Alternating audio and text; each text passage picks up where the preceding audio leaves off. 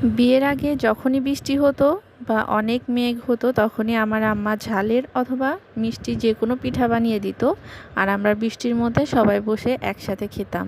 সেটা কিন্তু অনেক ভালো লাগতো। এখন বিয়ের পরে যখন মা বাবার কাছে থেকে দূরে থাকি তখন প্রচুর বৃষ্টি হলে সেই সময়টা অনেক মিস করি। তাই আজকে ভাবলাম মায়ের মতো আমিও একটা পিঠা বানিয়ে ফেলি। তো তার জন্য আমি আজকে তেলের পিঠা বানিয়েছি, আর বাইরে প্রচুর বৃষ্টি ছিল, ঝড় বৃষ্টি। তো যার কারণে মনে চাইলো যে একটা পিঠা বানাই, তাহলে হয়তো একটু ভালো লাগবে খেতে। তার জন্য তেলের পিঠা বানিয়ে ফ্যামিলি সবাই মিলে একসাথে খেলাম। আর এই সময়গুলো খুব মিস করি মাকে। মায়ের মতো আসলে কেউ হবে না। আমার যেহেতু কোনো বোন নেই, আমার সারাদিনের সব কথা শেয়ার করার একজনই মানুষ, সেটা হচ্ছে আমার মা। মায়ের সাথে কথা না হলে কিন্তু আমার একদমই ভালো লাগে না। এরকম অনেকেই আছেন। তো কারা আমার মতো মায়ের সাথে একদিন কথা না বললে বা